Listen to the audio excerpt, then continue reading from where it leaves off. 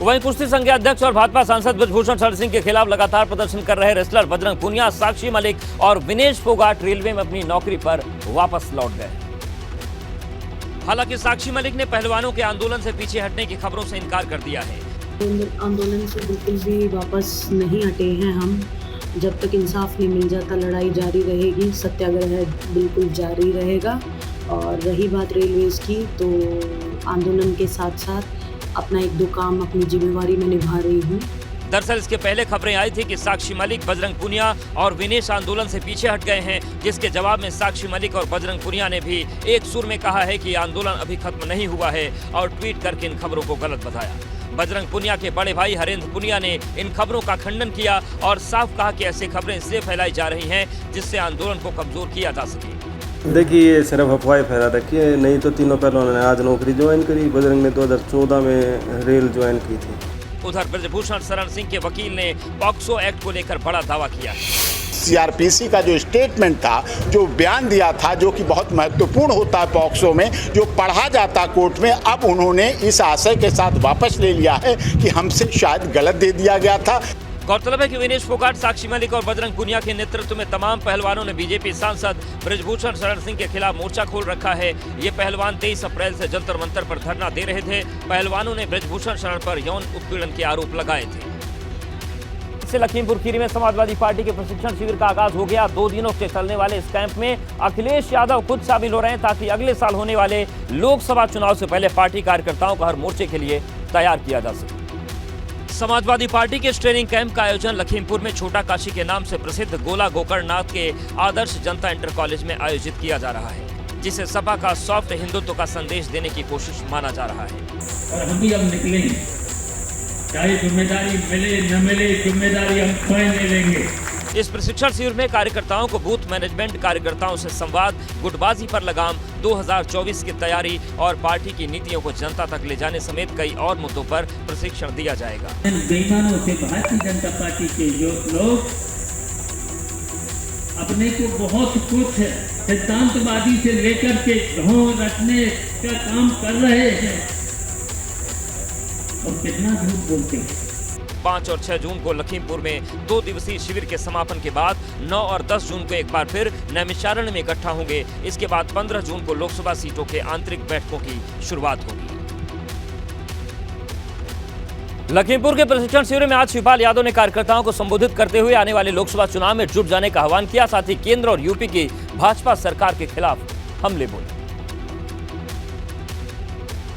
प्रशिक्षण शिविर में शिवपाल यादव ने कार्यकर्ताओं को संबोधित करते हुए कहा कि वो खुद लोकसभा चुनाव की तैयारियों में आगे आने वाले हैं और इस बार पार्टी से कोई जिम्मेदारी न मिलने पर भी सपा को जिताने के लिए मैदान में उतरने का ऐलान कर दिया।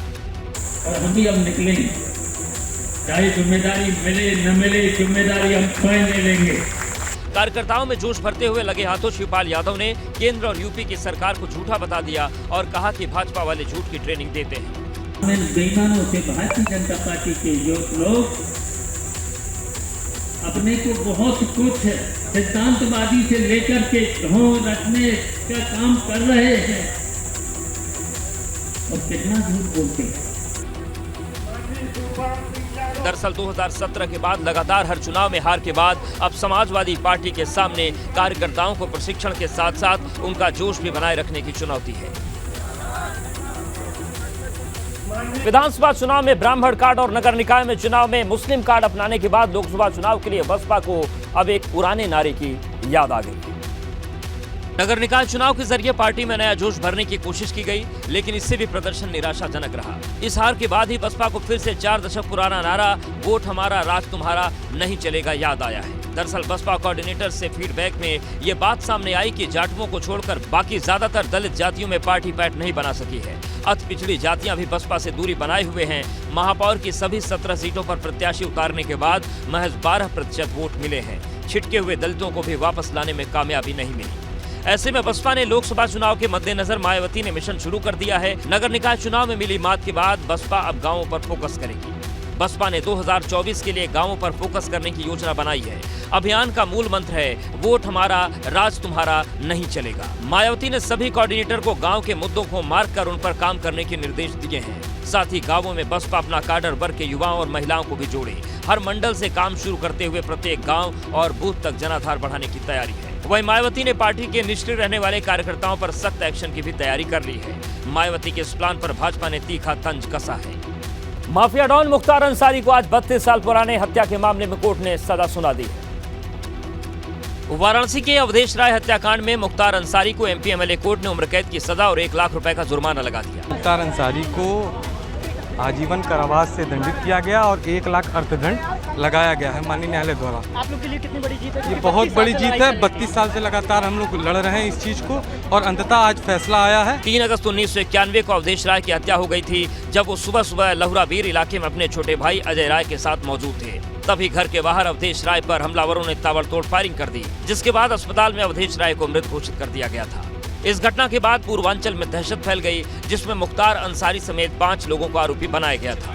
लेकिन मुख्तार को सजा मिलने के बाद दिवंगत अवधेश राय के भाई अजय राय ने कोर्ट का आभार जताया कि बिटिया अवधेश भैया की सभी लोग बहुत ही न्यायपालिका का शुक्रगुजार है। सब लोग धन्यवाद देते हैं। अब ये सुप्रीम कोर्ट तक भी हम लोग लड़ेंगे, कहीं भी पीछे नहीं है। जो व्यक्ति 32 साल इंतजार कर सकता है तो आगे भी लड़ेगा, पीछे नहीं हटेगा। बीते 1 साल में मुख्तार अंसारी को अब तक 4 मामलों में सजा मिल चुकी है, लेकिन पहली बार किसी मामले में मुख्तार अंसारी को उम्र कैद की सजा मिली है। वाराणसी के चर्चित अवधेश राय हत्याकांड में लंबे वक्त से फैसले का इंतजार हो रहा था और जैसे ही सजा का ऐलान हुआ, वाराणसी कोर्ट परिसर में वकीलों ने जश्न मनाना शुरू कर दिया। 5 जून को मुख्तार अंसारी को अवधेश राय हत्याकांड में सजा मिली और 5 जून को ही मुख्यमंत्री योगी आदित्यनाथ का जन्मदिन भी है। इसीलिए सीएम योगी के जन्मदिन पर माफिया मुख्तार को उम्र कैद की सजा को वाराणसी के वकील दोगुनी खुशी बता रहे हैं। और यही मुख्तार अंसारी थे, इनकी गाड़ी की कपला सपा सरकार थी, रोकी गई थी। यही मुख्तार अंसारी थे जो गन लहराते हुए उसमें चलते थे, बाबा को धमकी देते थे। आज बाबा के जन्मदिन के दिन ही ऐतिहासिक फैसला या उम्र कैद की सजा हुई, इसलिए मैं दिल से खुश हूँ। जैसे ही वाराणसी की अदालत ने मुख्तार अंसारी के खिलाफ सजा का ऐलान करना शुरू किया, कचहरी परिसर में मौजूद वकीलों ने जश्न मनाना शुरू कर दिया और एक दूसरे को मिठाइयाँ खिलाई। वहीं मुख्तार को मिली सजा को भाजपा योगी सरकार की सख्त कानून व्यवस्था का नतीजा बता रही है। मुख्तार अंसारी जैसे माफिया जो जराइम की दुनिया के बेताज बादशाह हुआ करते थे, योगी आदित्यनाथ सरकार आने के बाद कानून का कठोरता से शिकंजा कसा है। उसकी वजह से आज गवाह अपनी गवाही पर अड़े हुए हैं और एक के बाद एक लगातार फैसले आ रहे हैं। मुख्तार अंसारी को कोर्ट से मिली सजा को सपा ने भी न्यायिक प्रक्रिया की जीत बताई है। आज राजधानी लखनऊ में तेज आंधी के चलते इकाना स्टेडियम में हुए एक हादसे के चलते 2 लोगों की जान चली गई। यह हादसा लखनऊ के चर्चित इकाना स्टेडियम में उस वक्त हुआ जब शाम के वक्त आई तेज आंधी से इकाना स्टेडियम में 4 दीवारी के अंदर लगाया गया विशाल होर्डिंग ढह गया, जिसके चपेट में स्टेडियम परिसर में ही खड़ी एक कार आ गई। होर्डिंग का भारी भरकम मलबा सीधे कार पर जा गिरा, जिसके चलते कार में सवार एक महिला और उसकी बच्ची समेत 3 लोग मलबे के नीचे दब गए। होर्डिंग के नीचे दबे लोगों का पता तब चला जब उन्होंने खुद मलबे से अपने हाथ बाहर निकालकर वहां पर दबे होने का इशारा किया। इसके बाद आनन फानन में महिला और उसकी बेटी के अलावा होर्डिंग के नीचे दबे युवक को बाहर निकालकर राजधानी के लोहिया अस्पताल में भर्ती करवाया गया, लेकिन इलाज के दौरान महिला और उसकी बेटी की मौत हो गई, जबकि युवक की हालत गंभीर बनी हुई है। अब राजधानी लखनऊ में इस घोर लापरवाही से हुई मौत के बाद सवाल उठ खड़े हुए हैं कि आखिर इस जानलेवा हादसे का जिम्मेदार कौन है, क्योंकि 2 दिन पहले ही लखनऊ कमिश्नर रोशन जैकब ने एलडीए के वीसी लखनऊ के कमिश्नर लोक निर्माण विभाग समेत कई विभागों को चिट्ठी लिखकर अवैध होर्डिंग्स पर कार्रवाई के निर्देश दिए थे, लेकिन उससे पहले ही ये होर्डिंग गिरने से हादसा हो गया। महाराजगंज जेल में बंद सपा विधायक इरफान सोलंकी को कड़ी सुरक्षा में कानपुर कोर्ट लाया गया। अपने जन्मदिन के मौके पर कोर्ट जाते हुए इरफान सोलंकी खुश नजर आए और मुस्कुराते हुए अदालत की तरफ गए। एक और लगा था जिसके वादी नसीम आरिफ हैं, उन्होंने भी अपने प्लॉट पे कब्जा करने का केस लगाया था 152/22। उसमें आज हम लोगों ने एप्लीकेशन दी है कि हमको आर्गुमेंट करना है डिस्चार्ज पे। कोर्ट में सपा विधायक इरफान सोलंकी पर सरकारी काम में बाधा डालने के मामले में आरोप तय किए गए। वहीं आगजनी मामले में फॉरेंसिक फील्ड यूनिट के डॉक्टर प्रवीण के खिलाफ नॉन अवेलेबल वारंट जारी किया गया। इरफान सोलंकी के भाई रिजवान सोलंकी को भी कानपुर कोर्ट लाया गया। कोर्ट में पेशी के बाद इरफान सोलंकी को जब ये बताया गया कि आज सीएम योगी का जन्मदिन है, तब सुनिए उनका जवाब। आज योगी जी का जन्मदिन है। आज मेरा भी जन्मदिन है तो क्या बधाई दे रहे हैं? हमें दे दो। बधाई सबको देंगे, सबका जन्मदिन है, सबको बधाई। योगी जी को बधाई, विधायक की तरफ से योगी जी को बधाई, बिल्कुल हर आदमी को बधाई दीजिए। इससे पहले आखिरी बार 13 दिन पहले इरफान को पेशी पर लाया गया था। जाजमऊ आगजनी मामले समेत 4 अन्य मामलों में लोअर कोर्ट में भी सुनवाई हुई। एक केस जो कि 2017 में सरकारी काम में बाधा डालने के मामले में दर्ज किया गया था, उसमें आरोप तय किया गया। पेशी के दौरान कोर्ट परिसर में कड़ी सुरक्षा रही। इस दौरान विधायक इरफान सोलंकी से मिलने के लिए उनके बच्चे और पत्नी भी कोर्ट में मौजूद रहे। आरोप तय होने के बाद इरफान सोलंकी को पुलिस महाराजगंज जेल लेकर रवाना हो गई। अतीक अहमद और उसके भाई अशरफ अहमद की हत्या के पूरे 50 दिन हो गए। हालांकि 50 दिनों का लंबा वक्त बीतने के बावजूद हत्या का उद्देश्य पता नहीं लगाया जा सका है। अतीक अशरफ हत्याकांड में अभी तक ये साफ नहीं हो सका है कि मौके से गिरफ्तार किए गए तीनों शूटर्स ने माफिया ब्रदर्स का कत्ल क्यों किया था। क्या वारदात में सिर्फ वही 3 शूटर्स थे जो मौके वारदात से पकड़े गए, या फिर वो मात्र मोहरे की तरह इस्तेमाल हुए थे और पर्दे के पीछे से काम करने वाला उनका कोई आका भी था। सनसनीखेज शूटआउट के तमाम ऐसे सवाल हैं जिनके जवाब सामने आने अभी बाकी है। माफिया अतीक अहमद के कत्ल की सनसनीखेज वारदात देश ही नहीं बल्कि दुनिया के कई हिस्सों में चर्चा का सबब बनी रही। हाई प्रोफाइल केस में जांच अभी जारी है। न्यायिक आयोग और एसआईटी दोनों ही हत्या की वजह को लेकर अभी बहुत संतुष्ट नहीं है। मामले की जांच कर रही एसआईटी अब तीनों शूटरों का नार्को या लाइव डिटेक्टर टेस्ट कराने पर विचार कर रही है। अब देखना ये होगा कि मामले की जांच कर रही एसआईटी कब इस पूरे मामले का पर्दाफाश करती है और कब जितने सवाल हैं उन सवालों के जवाब सामने आते हैं और जितने रहस्य हैं उन रहस्यों से पर्दा उठ पाता है। अब देखना यह होगा कि मामले में जांच कर रही एसआईटी शूटआउट का औपचारिक तौर पर खुलासा कब करती है। इसके अलावा न्यायिक आयोग की रिपोर्ट कब सामने आती है। पुलिस की जांच भी अभी तक किसी नतीजे पर नहीं पहुंची है। पुलिस तमाम दावों के बीच कई एंगल से इस हत्याकांड की जांच कर रही है। उत्तराखंड के मंदिरों में इन दिनों ड्रेस कोड को लेकर मामला गरमाया। उत्तराखंड के मंदिरों में ड्रेस कोड लागू करने की मांग उठ रही है। इसी बीच बद्री केदार मंदिर समिति ने बड़ा बयान दिया। बद्री केदार मंदिर समिति के अध्यक्ष अजेंद्र अजय ने मंदिरों में ड्रेस कोड लागू किए जाने पर पुरजोर हिमायत की है। तो यदि हम किसी मंदिर अथवा धार्मिक स्थल में जा रहे हैं तो हमको वहाँ की मर्यादाओं का निश्चित रूप से पालन करना चाहिए। मर्यादित वस्त्र पहन करके ही मंदिर में जाना चाहिए। बद्री केदार समिति की तरफ से इस बयान के बाद कयास लगाए जा रहे हैं कि विश्व विख्यात धाम बद्री विशाल और बाबा केदार के दरबार में भी ड्रेस कोड लागू किया जा सकता है। उत्तराखंड के 3 मंदिरों में महिलाओं और लड़कियों के लिए ड्रेस कोड लागू किया गया है। हरिद्वार के दक्ष प्रजापति मंदिर, पौड़ी के नीलकंठ महादेव मंदिर और देहरादून के टपकेश्वर महादेव मंदिर में लड़कियां छोटे कपड़े पहनकर दर्शन के लिए नहीं जा सकेंगी। ये आदेश इन तीनों मंदिरों को मैनेज करने वाले महानिर्वाणी अखाड़े ने जारी किया है, जिसका समर्थन गुजरात के पूर्व डिप्टी सीएम ने भी किया है। हिंदू संस्कृति के, भारतीय संस्कृति के अनुरूप कपड़ा पहने, वो हम सबकी जिम्मेदारी है। इतना ही नहीं, मंदिर में ड्रेस कोड जारी करने का काम उत्तर प्रदेश में भी जारी है। आगरा के कई मंदिरों में श्रद्धालुओं के लिए ड्रेस कोड लागू हो चुका है। सैकड़ों साल प्राचीन ये मंदिर है और बाकायदा ये जो नया नियम जारी किया गया है इसके लिए यहाँ एक मैसेज भी लिखा गया है, एक होर्डिंग भी लगा हुआ है जिसमें साफ लिखा है कि मंदिर में असभ्य कपड़े पहनकर प्रवेश वर्जित है। गाजियाबाद में अवैध कॉलोनी काट रहे कॉलोनाइजर की साइट पर प्रशासन चलाए बुलडोजर, ऑफिस और अवैध निर्माण को ध्वस्त किया। पीलीभीत में गन्ना राज्य मंत्री संजय सिंह गंगवार के गुर्गों की दबंगई, सुरक्षा कर्मियों के साथ मंत्री के गुर्गों ने की मारपीट की घटना सीसीटीवी में कैद। थाना कोतवाली क्षेत्र स्थित नकटा दाना चौराहे का मामला। रायबरेली में डीएफओ को बुलाने के लिए किसान नेता ने किया हंगामा। पर्यावरण दिवस पर वन विभाग के अधिकारियों का विरोध, पुलिस ने किसान नेता को समझाया। जौनपुर में अराजक तत्वों ने 3 शिक्षकों की गिराई बाउंड्री। एसडीएम सीओ सिटी राजस्व की टीम मौके पर पहुंची। लाइन बाजार थाना क्षेत्र के रामराय पट्टी का मामला। लखनऊ के अटल बिहारी वाजपेयी इकाना स्टेडियम में हुआ हादसा। आंधी तेज हवा के चलते लगा बोर्ड गिरा, बोर्ड के नीचे दबने से 2 लोगों की मौत। अवधेश राय हत्याकांड में 32 साल बाद वाराणसी के एमपी एमएलए कोर्ट ने किया सजा का ऐलान। हत्याकांड में दोषी मुख्तार अंसारी को आजीवन कारावास, अदालत ने 1 लाख रुपए का जुर्माना भी लगाया। मुख्तार अंसारी को आजीवन कारावास, फैसला पक्ष में आने के बाद अजय राय ने टेका न्यायालय के दरवाजे पर मत्था। मुख्तार अंसारी को उम्र कैद के फैसला आने के बाद कचहरी परिसर में अधिवक्ताओं ने मनाया जश्न। अधिवक्ताओं ने बुलडोजर केक काटकर योगी आदित्यनाथ का जन्मदिन मनाया। लखनऊ में बीजेपी प्रवक्ता राकेश त्रिपाठी का मुख्तार अंसारी पर बयान, कहा योगी सरकार के कारण माफिया पर शिकंजा कसा। मुख्तार को उम्र कैद की सजा पर मऊ सीओ सिटी का बड़ा बयान, कहा लोग जानते हैं कि मुख्तार अपराधी प्रवृत्ति का व्यक्ति है, लिहाजा उसको सजा होने से कोई फर्क नहीं पड़ता। सपा विधायक इरफान सोलंकी का मामले में कानपुर में सुनवाई। कुल 4 मामलों में हुई सुनवाई। एक केस में चार्ज बना। आगजनी वाले मामले में एडीजे 11 में सुनवाई। चित्रकूट में निकात की मदद करने वाले सपा नेता फराज खान के घर चला बुलडोजर। नेशनल हाईवे की जमीन पर अवैध कब्जा कर निर्माण का आरोप। प्रशासन ने जांच के बाद बुलडोजर चलाने का लिया निर्णय। अमरोहा में पुलिस ने कांग्रेस के प्रदेश सचिव समीम आयूब को भेजा जेल। 2018 में कांग्रेस नेता पर बिजली चोरी का मुकदमा हुआ था दर्ज। काफी वक्त से कोर्ट में हाजिर नहीं होने पर जारी हुआ था वारंट। इंटरस्टेट पशु माफिया मुजफ्फर का प्रयागराज में शक्ति प्रदर्शन। सपा के टिकट पर निर्वाचित ब्लॉक प्रमुख पशु माफिया मुजफ्फर ने शक्ति प्रदर्शन किया। शक्ति प्रदर्शन का वीडियो वायरल। भारतीय किसान यूनियन नेता राकेश टिकैत का बड़ा बयान। जंतर मंतर पर होने वाला प्रदर्शन स्थगित। 9 जून को जंतर मंतर पर धरना देने का किया था ऐलान। सहारनपुर में खनन कारोबारी हाजी इकबाल पर पुलिस का शिकंजा। हाजी की कोठी पर की गई कुर्की।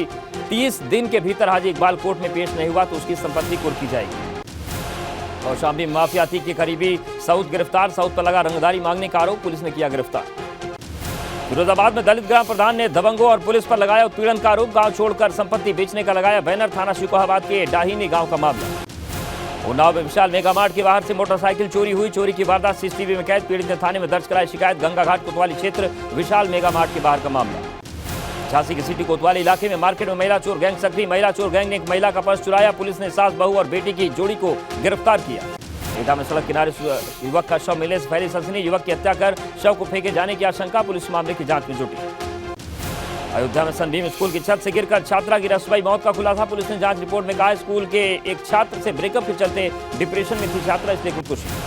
गोरखपुर के भगौड़े माफिया पर कसा शिकंजा। माफिया विनोद उपाध्याय पर इनाम बढ़ाकर 50,000 का माफिया के भाई पर भी जमीन हड़पने के मामले में केस दर्ज। बहराइच के भग्गूपुरवा में धर्म परिवर्तन कराने का मामला सामने आया। हिंदू संगठन के हंगामे के बाद पुलिस ने लिया एक्शन। 6 लोगों के खिलाफ केस दर्ज कर 2 को गिरफ्तार किया। चंदौली में तेज रफ्तार मैजिक ने बाइक सवार छात्रों को रौंदा। एक छात्र की मौके पर मौत। एक घायल को कराया गया अस्पताल में भर्ती। हरदोई में अज्ञात वाहन ने बाइक को मारी टक्कर। सड़क हादसे में पति पत्नी समेत 3 की मौत। मांगलिक कार्यक्रम के दौरान बाइक सवार लौट रहे थे। शहर कोतवाली क्षेत्र की घटना। रायबरेली में बुजुर्ग की ट्रेन से कटकर मौत। पुलिस ने शव को कब्जे में लेकर पोस्टमार्टम के लिए भेजा। ऊंचाहार कोतवाली क्षेत्र की घटना। बुलंदशहर में पीएनबी बैंक की शाखा में लगी आग। फायर ब्रिगेड की टीम ने आग पर काबू पाया। कस्बा पहासू पीएनबी बैंक का मामला। लखनऊ के इंदिरा नहर के पास सड़क हादसा। डंपर और ट्रक की टक्कर। डंपर में लगी आग। हादसे में ड्राइवर की मौत। लखीमपुर पहुंचे शिवपाल सिंह यादव ने सरकार पर बोला हमला। कहा यूपी अब तक की भ्रष्ट सरकार है। भाजपा लोकतंत्र को खत्म करना चाहती है। नोएडा में 7 जून को टिफिन बैठक करेंगे भाजपा के राष्ट्रीय अध्यक्ष। जनप्रतिनिधियों और पदाधिकारियों के साथ करेंगे मंथन। सभी कार्यकर्ताओं को घर से टिफिन लेकर आने के लिए कहा गया। यूपी सीएम योगी आदित्यनाथ का ग्राफिक अवतार। सीएम के 51वें जन्मदिन पर पुस्तक रिलीज की गई। अजय टू योगी आदित्यनाथ पुस्तक का विमोचन। लखनऊ समेत 20 जिलों में एक साथ विमोचन किया गया। सीएम योगी का 51वां जन्मदिन आज। मुख्यमंत्री ने पौधारोपण कर पर्यावरण की सुरक्षा का दिया संदेश। गोरखपुर मुख्यमंत्री योगी आदित्यनाथ ने लगाया जनता दरबार। सीएम ने लोगों की समस्याओं को सुनकर अधिकारियों को दिए निस्तारण के निर्देश। रायबरेली में 2 दिवसीय दौरे पर पहुंची केंद्रीय मंत्री स्मृति ईरानी। चौपाल में जन समस्याओं को सुनकर अधिकारियों को निस्तारित करने का दिया आदेश। पर्यावरण दिवस के मौके पर बस्ती में डीएम लेकर विधायक ने की मनवर नदी की सफाई। कई और अधिकारी मौजूद रहे। स्थानीय लोगों ने नदी में उतरकर सफाई अभियान में हिस्सा लिया। देहरादून में कांग्रेस ने डीएम कार्यालय के बाद सड़कों खस्ता हाल को लेकर किया प्रदर्शन। का अधिकारियों की लापरवाही पर नहीं लिया जाता एक्शन। हरिद्वार पहुंचे गुजरात के पूर्व मुख्यमंत्री नितिन पटेल ने केंद्र की लाभकारी योजनाओं को गिनाया। तीर्थ स्थल में ड्रेस कोड लागू करने की संतों की मांग पर बोलते हुए नितिन पटेल ने कहा साधु संतों का कहना बिल्कुल सही। हल्द्वानी में रेखा वर्मा और अजय भट्ट ने की संयुक्त प्रेस कॉन्फ्रेंस। मोदी सरकार की 9 साल की उपलब्धियों को मीडिया के सामने रखा। कहा गांव-गांव जाकर केंद्र की जन सरोकार की नीतियों से जनता को अवगत कराया जाएगा। अल्मोड़ा में महासंपर्क अभियान के प्रदेश प्रभारी अश्विनी त्यागी ने गिनाई 9 साल की उपलब्धियां। कहा मोदी सरकार के विकास कार्यों को महासंपर्क के माध्यम से जनता को घर घर जाकर जानकारी दी जाएगी। अल्मोड़ा में कैबिनेट मंत्री रेखा ने कार्यकर्ताओं से मुलाकात की। कहा सरकार गरीबों को लेकर पूरे प्रदेश में चला रही योजनाएं। रुड़की में बेकाबू होकर पुल के नीचे गिरा कैंटर। ड्राइवर ने कूदकर जान बचाई। रुड़की से हरिद्वार जा रहा था कैंटर। सिविल लाइन कोतवाली क्षेत्र में हरिद्वार हाईवे पर घटना। उधम सिंह नगर में अतिक्रमण के खिलाफ किच्छा विधायक तिलकराज बेहड़ का धरना। स्थानीय लोगों के साथ कलेक्ट्रेट गेट पर प्रदर्शन। प्रदेश सरकार के खिलाफ जमकर नारेबाजी। कर्णप्रयाग में बगुड़ा नगर में आपदा पीड़ितों ने किया सरकार के खिलाफ प्रदर्शन। जोशीमठ आपदा की तर्ज पर मुआवजा न मिलने से नाराज है बगुड़ा नगर के आपदा प्रभावित। उपजिलाधिकारी के माध्यम से मुख्यमंत्री को भेजा ज्ञापन।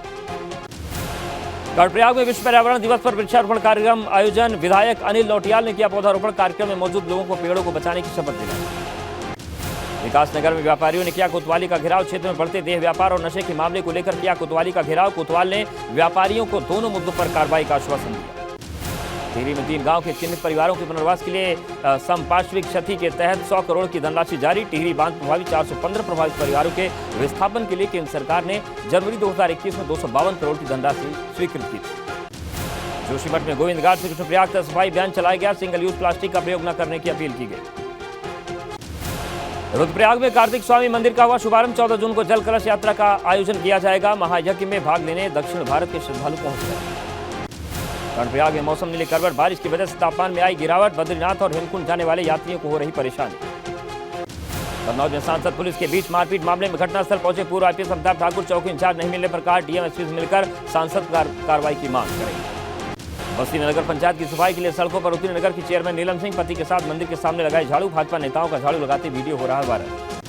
पर्यावरण दिवस पर प्रयागराज में अनूठा अभियान। टोल फ्री नंबर के जरिए अपने घर या गली में मुफ्त कुछ मनचाहे पौधे लगवा सकते हैं। वन विभाग इन पौधों के लिए ट्री गार्ड भी देगा, साथ ही 3 साल तक इसकी रक्षा भी करेगा। नैनीताल में फिर बदला मौसम का मिजाज। तेज हवाओं के साथ हुई बारिश। लोगों को मिली गर्मी से राहत। पर्यटकों ने जमकर लिया आनंद।